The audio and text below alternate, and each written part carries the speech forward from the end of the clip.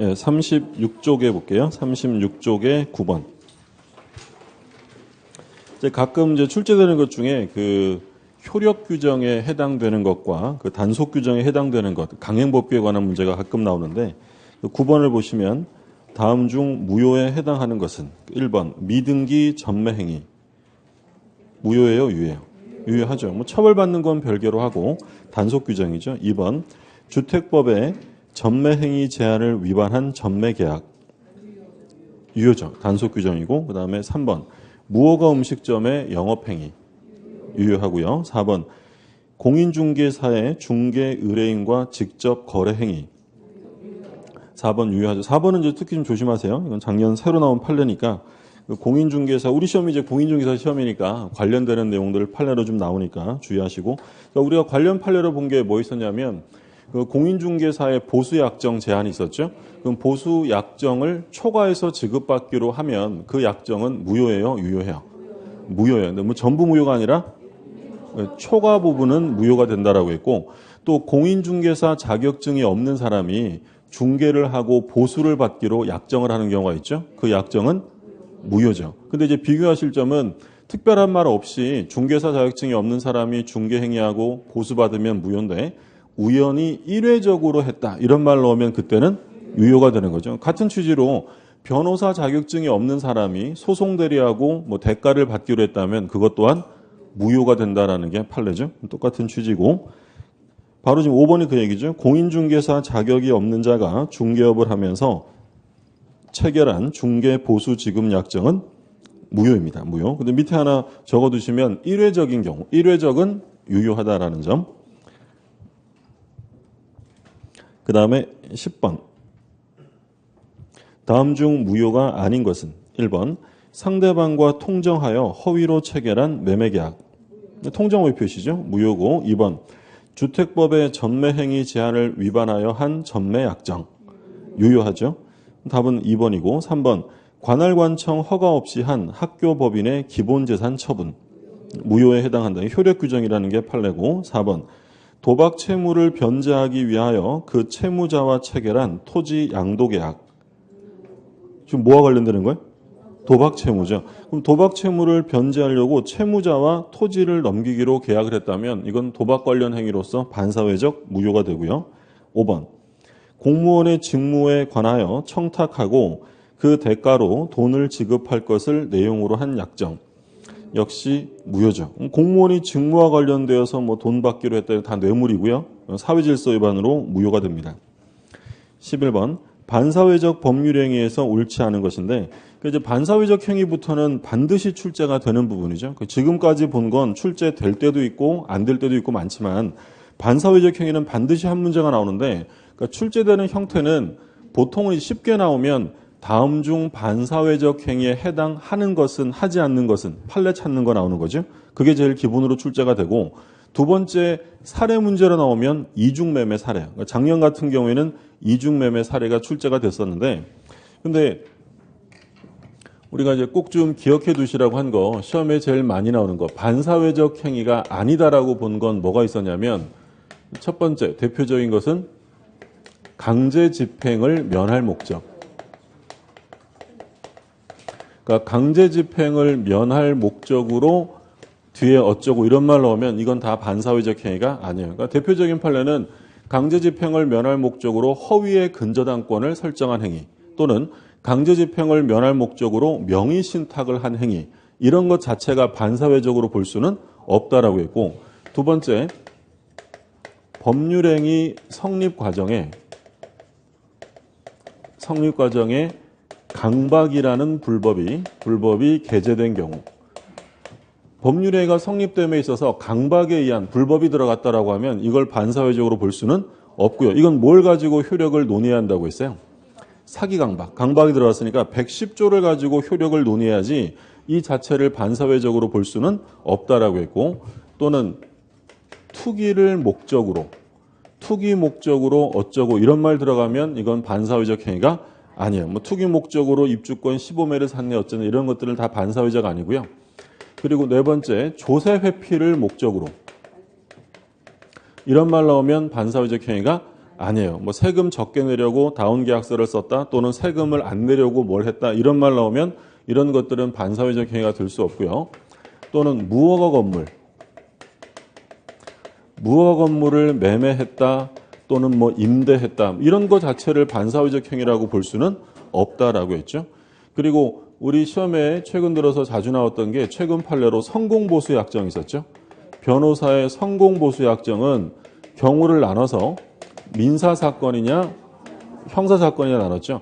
민사사건은 반사회적 행위가 아니지만 형사사건은 반사회적 행위에 해당된다라고 했죠. 이런 것들이 특히 자주 나오는 질문들이니까 주의해 두시고요. 자, 질문 계속 볼게요. 1번.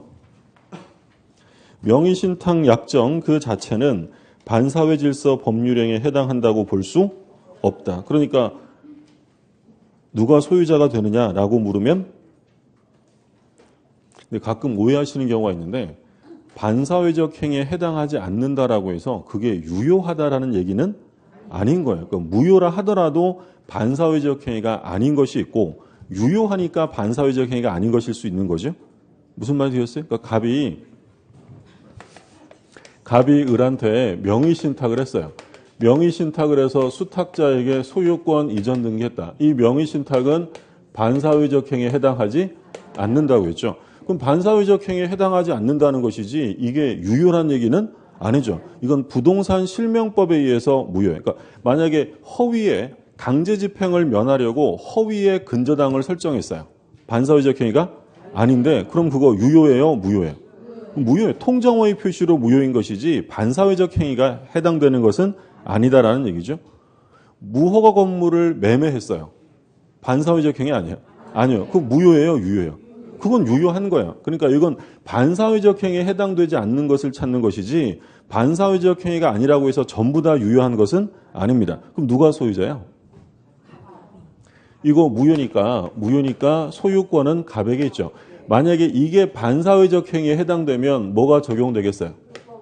불법 원인급여가 적용되죠. 그러면 갑은 되찾아올 수가 없어요. 근데 이건 반사회적 행위가 아니기 때문에 소유권은 갑에게 여전히 있고 따라서 갑은 을에게 소유권에 기해서 등기 말소를 구하거나 또는 진정명의 회복을 원인으로 이전 등기를 청구할 수 있죠. 그래서 반사회적 행위 효과로서 가끔 물어보는 게 103조 반사회성을 띄었다. 사회질서 위반이면 746조인 불법 원인급여가 적용되죠. 따라서 불법으로 반사회적인 원인으로 급여한 것은 돌려받을 수 없다라고 했어요. 그래서 이제 대표적인 사례가 갑이 을하고 첩계약을 하고요.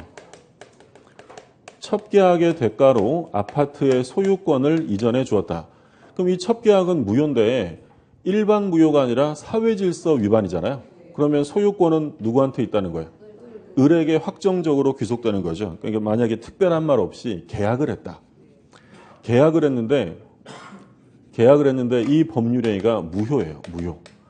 그러면 원칙은 법률행위가 무효면 이미 주고받은 건 다 뭐가 돼요?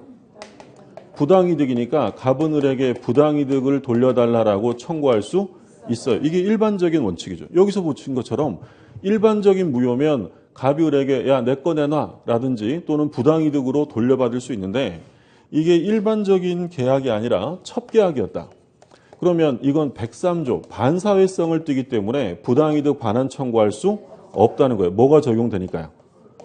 불법 원인급여가 적용되니까 돌려받을 수 없다는 거죠. 그럼 만약에 을이 이것을 병에게 팔고 소유권을 이전해 주었다. 근데 이 병은 이 을이 첩계약을 통해서 취득한 부동산이라는 걸 뻔히 알면서 샀대요. 병은 소유권 취득할 수 있어요? 없어요? 있죠. 왜냐하면 불법 원인급여가 적용되니까 소유권은 누구에게 귀속되냐면 을. 따라서 이 병이라는 사람은 권리자에게 산 거니까 선악을 불문하고 취득할 수 있다. 근데 이 불법 원인급여는 본문과 단서로 구성이 되어 있었죠. 그래서 본문에서는 불법의 원인으로 재산을 급여하거나 노무를 제공한 때는 그 이익의 반환을 청구하지 못한다. 이렇게 되어 있어요. 근데 단서 조항에서는 뭐라고 되어 있었냐면 그 불법의 원인이 누구한테만 있으면 수익자에게만 있다. 그러면 급여자는 오히려 피해자가 되는 거죠. 그런 경우에는 반환 청구할 수 있다라고 했죠. 구별되셨죠? 그래서 우리가 많이 봤던 판례가 갑이랑 을이랑 소비대차 계약을 합니다. 갑이 채권자, 돈을 빌려줬는데 그 이자가 연 1200%였어요. 그러면 이 을이라는 채무자가 이렇게 1200% 이자 약정을 했기 때문에 을이 갑에게 현재 2달치의 이자를 지급한 상황이었죠. 근데 이제 을이 이거 너무 심하다라고 소송을 제기해서 우리 판례가 말하기를 평균적으로 허용할 수 없는 이런 현저한 고율의 이자 약정은 반사회적으로 무효다라고 합니다. 103조 무효다. 그러면 을은 앞으로 이자를 이 터무니없는 부분의 이자를 지급할 필요가 없죠. 근데 이제 문제가 됐던 게 뭐냐면 이미 지급한 2달치 이자 중에서 반사회적 행위에 대한 부분에 대한 반환 청구가 되느냐 문제죠. 돼야 안 돼요? 된다고 했죠. 이게 반사회적이지만 그 불법성이 누구한테 있어요? 갑에게 있고 을은 오히려 피해자잖아요. 그러면 이때는 746조 본문이 아니라 뭐가 적용되냐면 단서가 적용되어서 을은 반환 청구할 수 있다라고 했고요. 그 대표적으로 우리가 본 게 불공정 행위죠. 좀 이따 보겠지만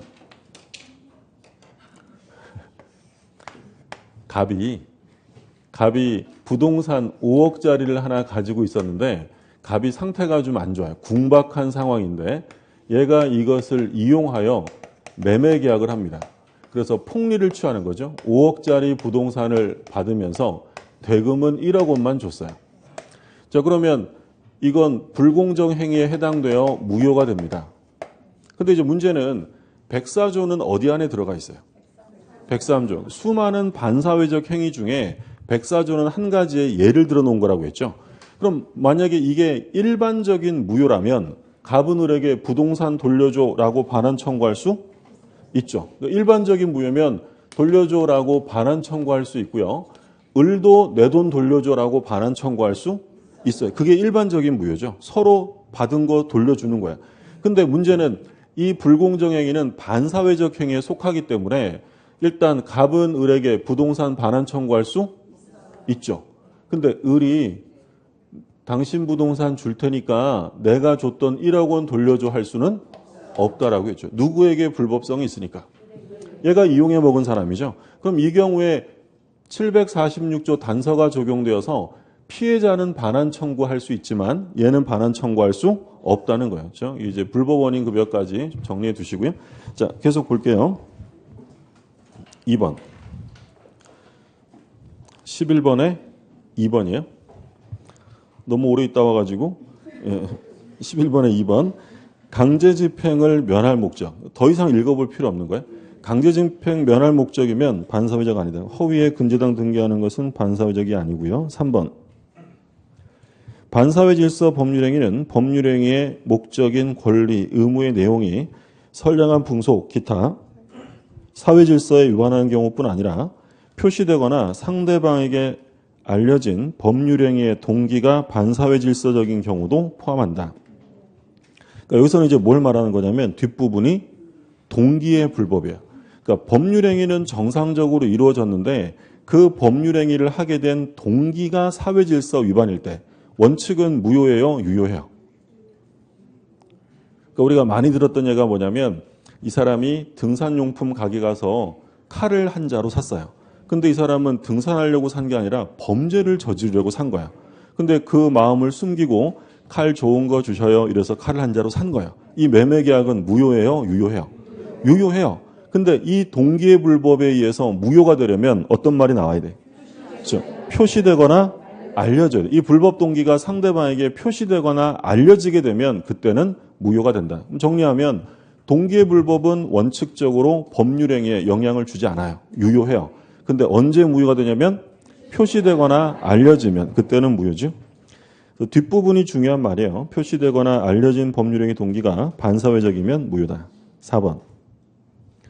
부동산의 이중매매가 반사회 질서 법률행위로 무효가 되려면 매도인의 배임행위에 제2매수인이 적극 가담한 경우여야 한다. 그렇죠? 오른쪽에 5번. 법률행위가 단지 성립 과정에서 불법적인 방법이 사용된 데 불과한 때에도 반사회 질서 법률행위로 무효이다. 틀렸죠. 지금 나온 거 저기 2번이죠. 법률행위 성립 과정에 강박, 불법이 들어가면 이건 사기 강박에 한 의사표시로 효력을 논의해야지 이를 반사회적으로 볼 수는 없습니다. 자주 출제가 됐던 판례고요. 12번. 옳지 않은 것입니다. 1번. 오로지 보험사고를 가장하여 보험금을 취득할 목적으로 체결한 생명보험계약은 무효이다. 그러니까 여기서 중요한 말은 보험금의 부정 취득이에요. 그러니까 여기 이제 부정이라는 말이 보험사고 가장이라고 나와 있지만 보통 보험금을 부정 취득할 목적 이런 말 나오면 이거 무조건 사회질서 위반이라고 생각하시면 되고 2번. 비자금을 소극적으로 은닉하기 위하여 임치한 것은 사회질서에 반하는 법률행위로 볼 수 없다. 그러니까 임치계약, 보관계약 자체가 사회질서에 위반되는 것은 아니다라고 했죠. 3번. 부첩관계를 청산하면서 희생의 배상 내지 장래 생활대책 마련의 의미로 금원을 지급하기로 한 약정은 공서양속에 반하지 않는다. 그러니까 공서양속이 뭐예요? 사회질서예요. 사회질서를 공서양속이라고 표현하기도 합니다. 그럼 반사회적 행위에 해당하지 않는다. 그러니까 첩관계를 끝내면서 생활비나 양육비를 제공키로 하는 건 유효하다라고 했고요. 4번. 반사회적 법률행위에 의한 무효를 가지고 선의의 제3자에게 대항할 수 없다. 대항할 수 있죠. 반사회적 불공정이라는 건 절대적 무효니까 선의의 제3자에게도 주장할 수 있다라고 해야죠. 5번. 형사사건에 관한 변호사 성공보수 약정은 재판의 결과를 금전적 대가와 결부시키는 것으로 사회질서에 위배되는 것으로 평가할 수 있다. 앞에 중요한 말은 뭐예요? 형사사건이죠. 그게 핵심이죠. 형사사건이면 반사회적 행위로 해당되고요. 자, 13번 보죠. 틀린 것입니다. A. 갑은 을과 도박을 하던 중 돈을 모두 잃었다. 그러자 갑은 을에게 100만 원을 도박자금으로 빌려달라 하였고 이에 따라 을은 갑에게 100만 원을 빌려주었다. 자, 도박과 관련되는 금전 소비대차 계약을 했다는 거예요. 그럼 이건 당연히 무효죠. 무효. 돈을 갚을 필요가 없고 빌려준 사람도 그 돈 돌려달라고 주장할 수는 없습니다. 근데 만약에 갚아버리면 무효니까 돌려달라고 할 수 있어요? 없어요? 없죠. 불법원인 급여 때문에 반환 청구는 안 되고. B를 보죠. 병은 정에 대한 도박 채무를 변제하기 위하여 정에게 자신의 부동산을 처분하여 그 대금을 변제에 충당하라고 하였다. 이에 정은 병을 대리하여 그 부동산을 선의의 제3자에게 매도하고 그 대금으로 변제 충당하였다. 자, 뭘 물어보기 위한 사례인지 아시겠죠? 그러니까 지금 병이 정한테 도박 채무가 있어요. 도박 빚이 있는데 근데 이 부동산에 대해서 이 병이 정에게 대리권을 수여합니다. 수권행위를 하는 거죠. 그래서 뭐라고 했냐면 이 부동산 처분의 대리권을 줄 테니 너 그거 팔아가지고 그 대금을 도박 채권에 충당해 가라라는 거죠. 그래서 정이 선의의 제3자, 예를 들어 무한테 팔았어요.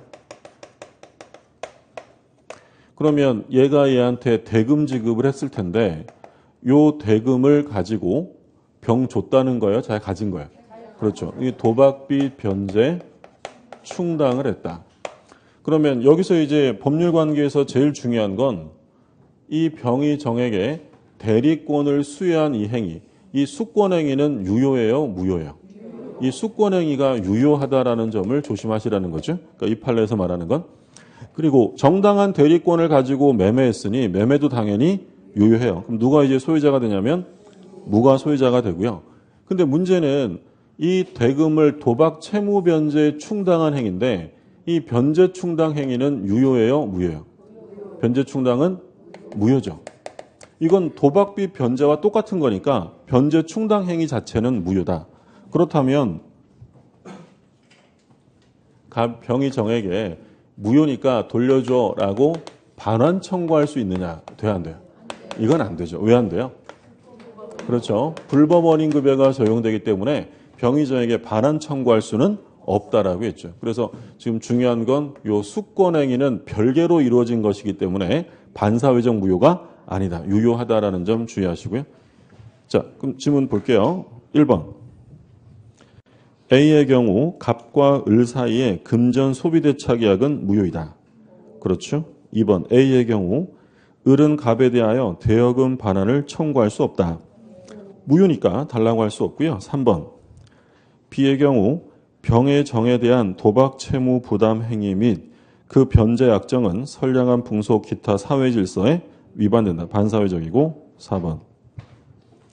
B의 경우 선의의 제3자는 부동산에 대한 소유권을 취득할 수 있다. 무는 소유권 취득하는 거고요. 5번. B의 경우 도박 채무를 이행하기 위해 정에게 대리권을 수여한 행위는 무효이다. 5번 조심하셔야죠. 그러니까 수권행위 자체가 반사회적 무효는 아니다. 유효하다라는 점 주의하시고. 다시 기출문제 좀 볼게요.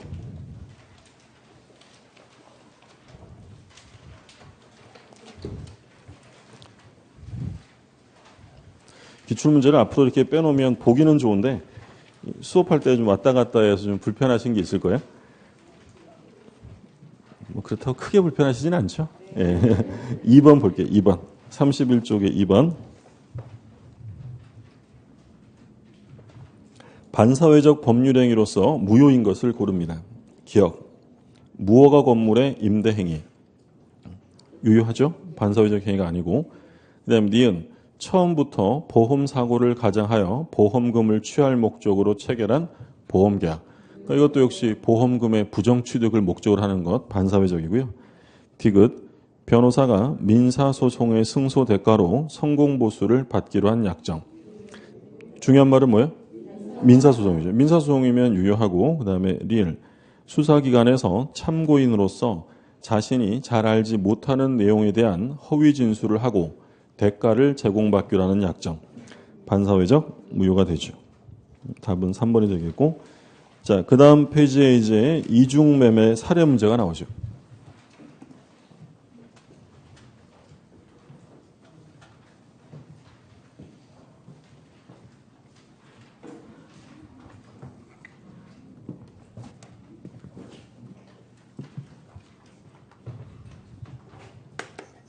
갑이 부동산의 소유자인데 을하고 매매 계약을 했고요.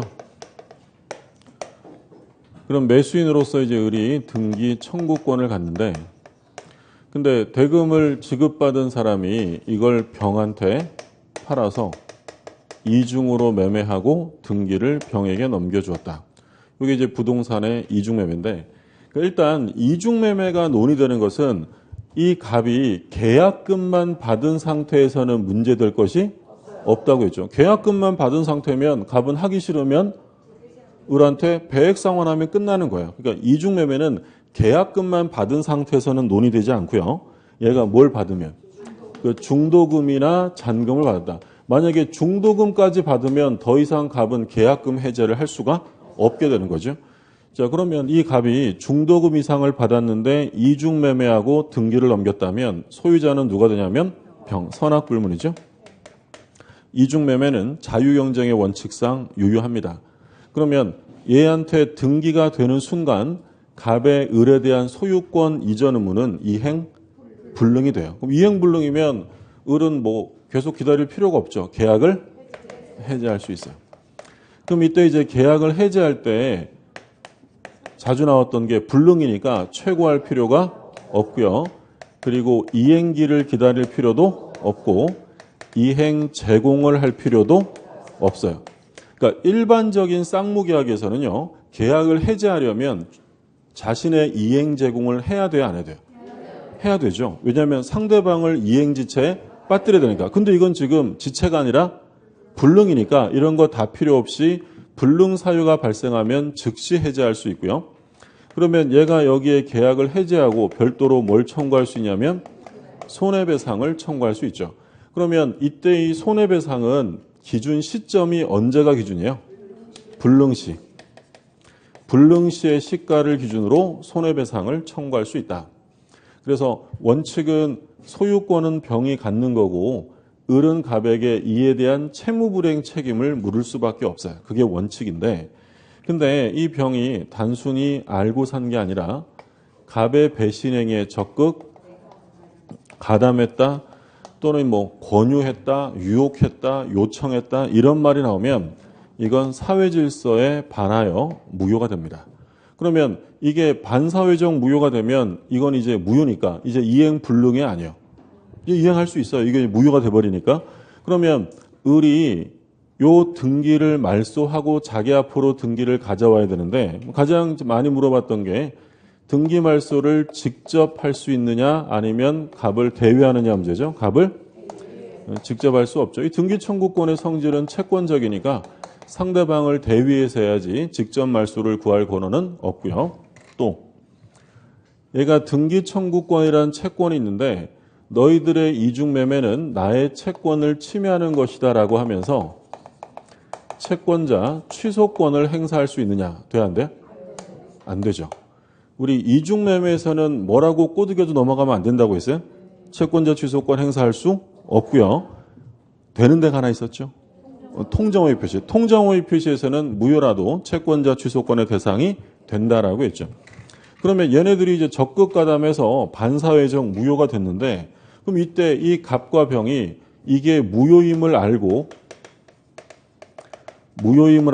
추인하게 됩니다.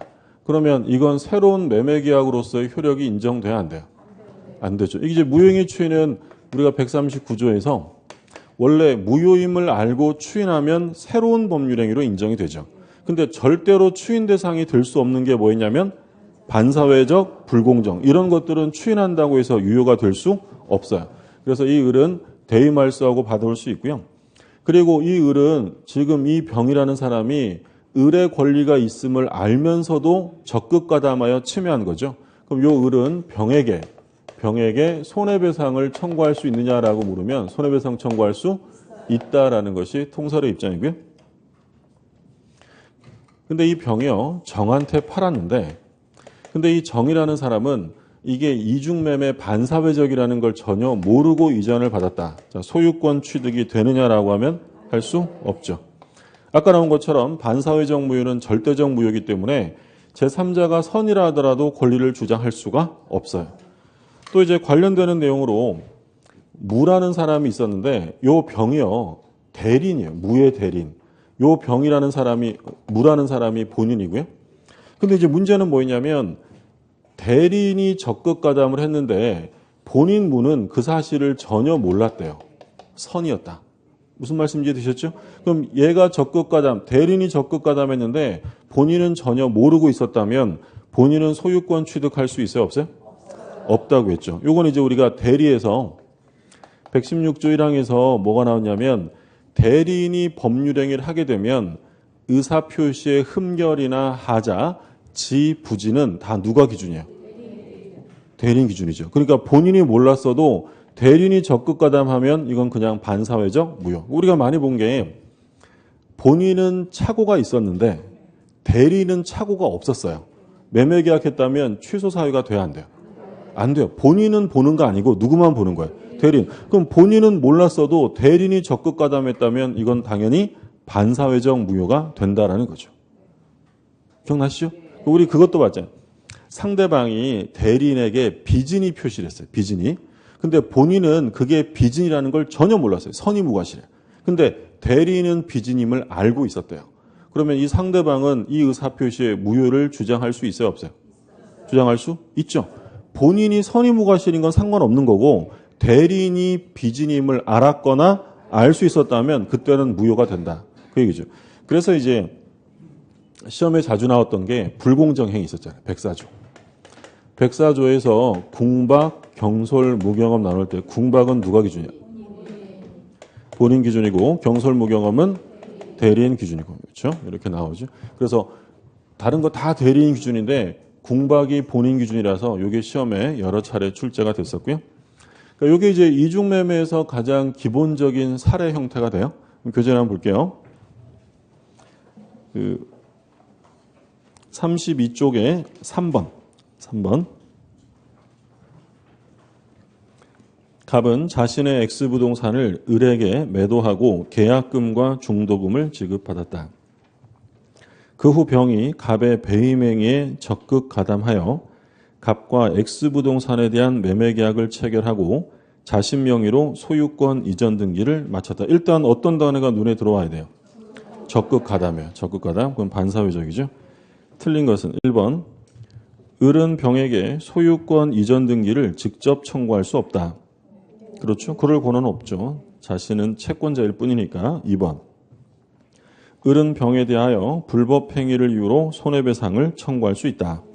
그렇죠. 병이 적극 가담해서 을의 권리를 침해했다라는 것이고. 3번. 갑은 계약금 배액을 상환하고 을과 체결한 매매계약을 해지할 수 없다. 왜 안 돼요? 주어진 문제에 중도금까지 받았죠. 그럼 이행에 착수했으니까 안 되고. 4번. 병 명의의 등기는 갑이 추인하더라도 유효가 될 수 없다. 반사회적 무효는 추인한다고 유효가 될 수 없고요. 5번.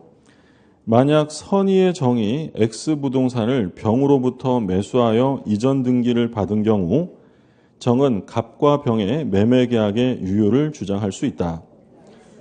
제3자 정이 선이라더라도 권리를 취득할 수 없죠. 유효 주장할 수 없고.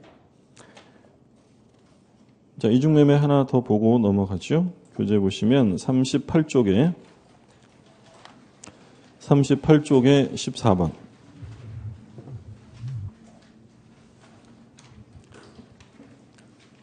갑과 을 사이에 갑 소유 토지를 을에게 이전하는 매매계약이 체결된 후 갑은 이러한 사정을 잘 아는 병에게 이를 다시 매도하고 이전 등기까지 마친 경우입니다. 일단 그러면 병은 소유권을 취득할 수 있어요? 없어요? 주어진 사례에 의하면 할 수 있죠. 그냥 알았다고만 돼 있지 가담했다, 요청했다 이런 말이 없죠. 옳은 것입니다. 1번. 부동산 물권 변동은 매매 합의뿐만 아니라 이전 등기까지 필요하므로 병만이 소유권을 취득한다. 1번 맞죠. 등기한 병만 소유자가 되고요. 2번. 갑과 을의 매매계약 체결로 건물 소유권은 이미 을에게 이전하므로 갑의 소유권을 병에게 이전하는 것은 원칙적으로 불가능하다. 2번. 말도 안 되는 소리잖아요. 매매계약 체결로 소유권이 넘어가는 것이 아니라 뭘 해야 넘어가요? 등기해야죠. 등기. 3번. 병이 갑의 제2매매 행위에 적극 가담하였다 하더라도 계약 자유 및 자유경쟁의 원칙상 문제는 발생하지 않는다. 틀렸죠? 적극 가담했다라고 하면 그때는 반사회적 무효죠. 4번. 병이 갑과 을 사이의 매매 사실에 대하여 악인 이상 갑과 한 매매계약의 합의는 반사회적 행위로 당연 무효이다. 4번은? 틀렸죠. 4번은 지금 뭐라고 되냐면 악인 이상 무효냐? 악이라고 무효가 되는 건 아니죠. 뭘 했어야 돼요? 적극 가담. 선악불문하고 유효한 것이 원칙이고. 5번. 갑과 병의 매매계약이 반사회적 행위로 무효이더라도 병으로부터 다시 부동산을 선의로 과실 없이 양수한 정의 소유권 취득은 유효하다. 틀렸죠. 제3자는 선이라더라도 권리를 취득할 수 없다라고 했고요. 자, 15번. 반사회적 행위에서 옳지 않은 것입니다. 1번. 명의신탁 약정 자체는 반사회 질서 법률행위에 해당한다고 볼 수 없다. 그렇고요. 2번. 강제집행을 면할 목적으로 부동산의 허위의 근저당 등기. 강제집행 또 나왔죠? 그럼 반사회적 행위가 아니고요. 3번의 둘째 줄 마지막에 보세요. 표시되거나 상대방에게 알려진 동기가 반사회적이다. 무효죠. 그렇죠? 많이 본 것 같지 않아요, 이 문제? 예, 앞에 있었던 거예요. 예. 새롭게 느껴지면 다시 한번 잘 보세요. 4번은 중요한 말이 뭐예요? 둘째 줄에? 적극 가담이죠. 5번은 성립 과정에 불법이 사용되었다. 그럼 반사회적 행위가 아니다라고 했죠. 5번이 틀렸고. 자, 예, 편집하다가 중복됐나 봐요. 똑같은 문제예요. 예, 예. 이거 보면 이런 거 보면 생각나는 게 이제 나중에 우리 가을 되면 동영 모의고사 보거든요. 근데 선생님이 편집하시다가 잘못해가지고 똑같은 문제가 2개 들어간 거야. 근데 이렇게 봤더니 똑같은 문제인데 이건 맞고 이건 틀리고. 자, 16번 불공정 행위죠.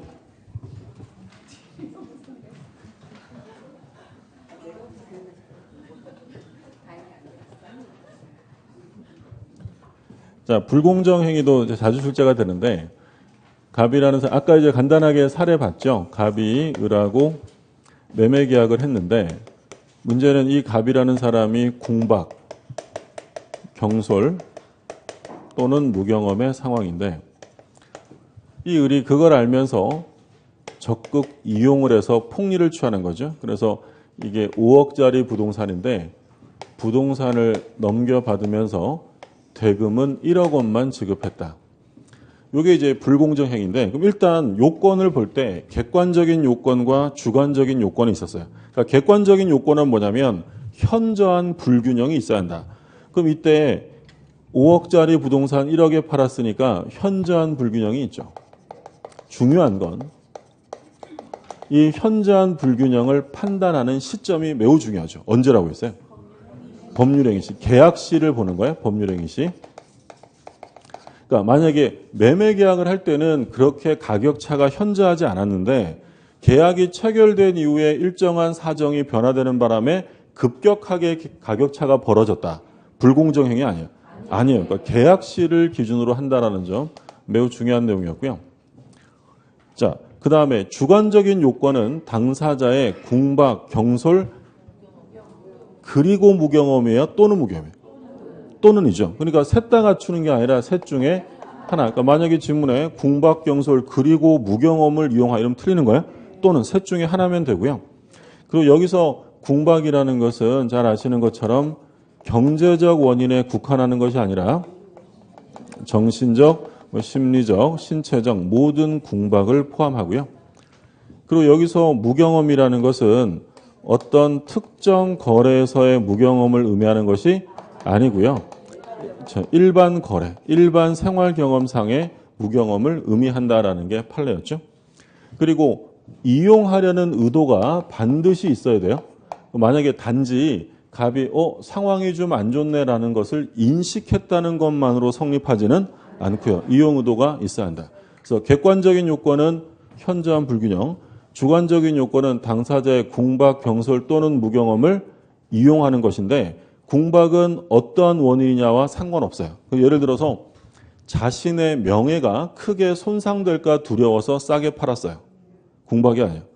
궁박에 해당이 되는 거죠. 그건 경제적은 아니지만 정신적, 심리적 원인에 들어가는 것이고 그러면 이 요건을 갖추면 무효가 되는데 아까 보셨던 것처럼 갑은 불공정 무효를 가지고 반환 청구할 수 있느냐? 반환 청구할 수? 아까는 잘 맞히셨는데 그러니까 똑같은 게 나와도 틀릴 수 있다는 거죠. 갑은 을에게 반환 청구할 수 있는데 을은 갑에게 반환 청구할 수 없다라고 했죠. 그러니까 우리가 103조를 봤어요. 103조.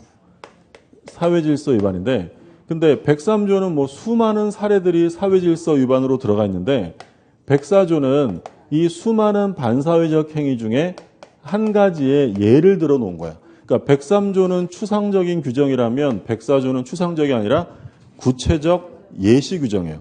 그럼 104조는 독립된 규정이다라고 하면 틀려요. 103조의 일부일 뿐이에요. 그러면 얘도 결국 103조 안에 들어가는 거니까 여기에 해당되어 무효가 되면 불법 원인급여가 적용되죠. 근데 불법 원인급여는 아까 본문과 단서로 구성되어 있었는데 본문에서는 원칙적으로 반환 청구할 수 없다. 근데 단서에서는 불법의 원인이 수익자에게만 있는 때는 그렇지 않다. 돌려받을 수 있죠. 누가 피해자예요? 갑. 그러니까 피해자는 돌려받을 수 있지만 이 반사회성이 있는 을은 돌려받을 수 없다. 그래서 우리 시험에 예전에 뭐라고 한번 나왔냐면 불공정 행위로 무효가 되면 양 당사자는 이미 급부한 것에 반환을 청구할 수 있다. OX예요. 양 당사자가 아니라 누구만? 피해자만 반환 청구를 할 수 있다는 거죠. 근데 을이요. 불공정 행위로 취득한 부동산을 팔아서 아무것도 모르는 병이 소유권 이전 등기했대요. 그러면 이 갑은 불공정 무효를 이유로 선의의 병에게 대항할 수 있느냐? 대항할 수 있죠. 얘는 보호되는 제3자가 아니다. 그러죠. 반사회적 불공정은 절대적 무효이기 때문에 얘가 선이라더라도 권리를 취득하지 못한다라고 했고요. 그리고 이제 적용 범위가 시험에 잘 나왔죠. 불공정 행위의 적용 범위. 적용 안 되는 건 대표적으로 뭐 있었어요? 증여하고 경매. 그러니까 증여는 뭐 다른 말로 무상행위라고 부르기도 하고 뭐 기부행위라고 부르기도 하죠. 그러니까 증여와 경매는 불공정행위가 적용될 수 없고요. 그러면 단독행위에 적용되느냐? 단독행위에 적용되죠. 단독행위, 합동행위 이런 것들은 모두 적용되고요. 우리가 중요하게 봤던 게 있는데 불공정행위로 무효일 때 추인을 하게 되면 무효행위를 추인하게 되면 새로운 행위로 인정돼야 안 돼? 그건 절대 안 돼요. 근데 불공정행위로 무효일 때 무효행위에 전환이 가능하냐? 이건 굉장히 많이 나왔죠. 전환할 수 있다라고 했죠. 근데 이때 무효행위의 전환 규정과 같이 나왔던 판례가 뭐였냐면 불공정행위로 무효인데 그 두 사람이 이거 소송 제기하지 말자라고 부재소 합의를 한 사건이었죠. 이 부재소 합의는 유효예요, 무효예요? 이건 무효가 되죠. 부재소 합의는 무효가 된다. 그렇죠? 적용 범위도 자주 나오는 거니까 다시 한번 보시고요. 문제 볼게요. 16번. 불공정행위에서 옳지 않은 것입니다. 1번. 경매에는 불공정 법률행위가 적용되지 않는다. 그렇죠? 증여, 경매 적용 안 되고. 2번. 폭리행위에 악의가 없거나 급부와 반대급부 사이에 현저한 불균형이 존재하지 않으면 불공정 법률행위가 인정되지 않는다. 그러니까 폭리행위 의도가 반드시 있어야 되고요. 그리고 현저한 불균형이 있어야 된다는 얘기죠. 3번. 대리인이 매매계약을 체결한 경우 무경험은 그 대리인을 기준으로 판단하고 궁박 상태에 있었는지 여부는 본인 입장에서 판단해야 한다. 그렇죠? 궁박은 본인. 중요하다고 했고. 4번. 매매계약이 약정된 매매대금의 과다로 불공정 법률행위에 해당하여 무효인 경우에 무효행위 전환에 관한 민법 제138조가 적용될 수 있다. 그렇죠? 무효행위 전환이 적용되는 건 계속 출제가 됐고, 그 다음에 5번. 계약 체결 당시 불공정한 법률행위가 아니더라도 사후에 외부 환경의 급격한 변화로 계약 당사자 일방에게 큰 손실이 상대방에게는 그에 상응하는 큰 이익이 발생할 수 있는 계약은 불공정 계약에 해당한다. 틀렸죠? 이 5번 판례가 바로 이 내용이에요. 언제가 기준이라고요? 계약 체결 시, 법률행위 시가 기준이다. 그 판례고. 답은 5번이고요. 17번. 다음 중 불공정 행위에 관한 규정이 적용될 수 없는 것으로 묶은 것입니다. 간단한 거죠. 답은 일단 단독행위 기억은 적용되죠. 니은의 무상행위. 무상행위 적용 안 되죠? 이게 증여 이런 거니까. 디귿의 합동행위 적용되죠. 우리 뭐 할 때 봤던 거냐면 총회결의. 총회결의가 법률행위 유형으로 따지면 뭐라 그랬어요? 합동행위죠. 근데 이 총회결의가 불공정행위에 해당하는 경우에는 무효가 될 수 있다라고 했죠. 그때 본 게 합동행위고요. 그래서 우리가 본 사건이 종중이 부동산 처분하고 재산 분배하는데 근데 여성도 종중원이 들어간다고 했죠. 근데 이 총회에서 어떻게 결의했냐면 여성도 종중원이니까 분배해 주는데 10대 1로 분배해 주기로 했어요. 남자는 10, 여자는 1. 이 사건에서 이 총회 결정이 우리 판례가 어디에 해당한다고 했냐면 불공정행위에 해당한다고 본 거예요. 그래서 총회 결의와 같은 합동행위에도 불공정행위에 적용될 수 있다라는 거고요. 그 다음에 리을의 경매 적용돼야 안 돼요? 안 되죠. 미음 교환. 교환은 뭐 계약이죠. 당연히 적용되고. 그래서 니은과 리을에 적용이 없고요. 자, 그럼 기출문제 볼게요. 32쪽에.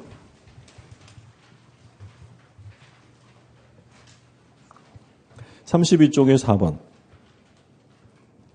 불공정 법률에 관한 설명으로 틀린 것입니다. 1번. 경매에는 적용되지 않는다. 그렇죠. 2번. 무상계약에는 적용되지 않는다. 그렇죠. 3번. 불공정 법률행위에 무효행위 전환의 법리가 적용될 수 있다. 그렇죠. 또 나왔어요. 이번 시험에 이 판례가. 4번. 법률행위가 대리인에 의하여 행해진 경우 궁박 상태는 대리인을 기준으로 판단해야 한다. 궁박은 본인 기준이죠. 5번. 매매계약이 불공정 법률행위에 해당하는지는 계약 체결 당시를 기준으로 판단해야 한다. 그렇죠. 그래서 틀린 지문은 4번이 되겠고요. 자, 5번 마저 보고 좀 쉴게요. 5번.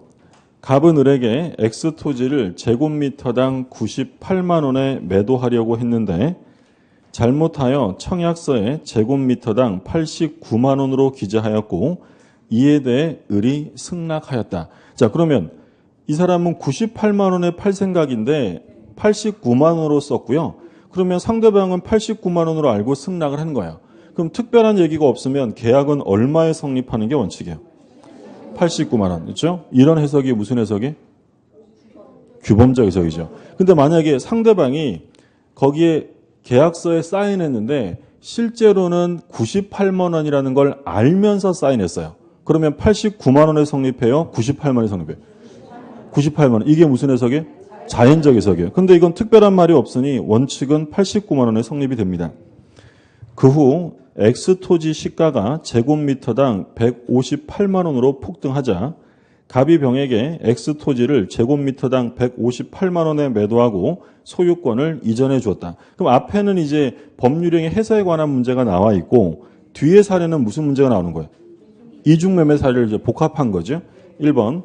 을은 갑과 병 사이 매매 계약을 사기를 이유로 취소할 수 없다. 굉장히 뜬금없는 질문이 나왔어요. 사기가 나왔어요. 그렇죠?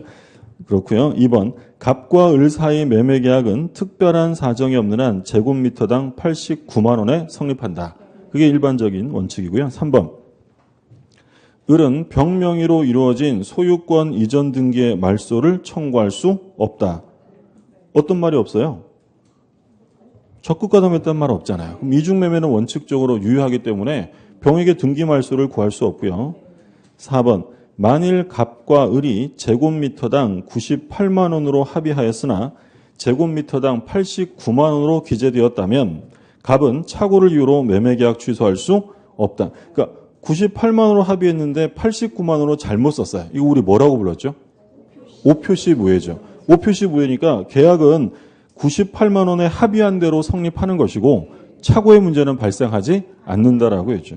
자, 5번에 만일 갑의 배임 행위에 적극가담한, 이제 적극가담이 나왔죠. 반사회적 무효. 적극가담한 병으로부터 선의의 정이 X토지를 취득하였다면 정은 갑과 병 사이 매매계약의 유효를 주장할 수 있다. 돼요, 안 돼요? 안 돼요. 절대적 무효니까 제3자가 선의라더라도 권리 취득할 수 없죠. 답은 5번이고요. 좀 쉬었다가 보시죠.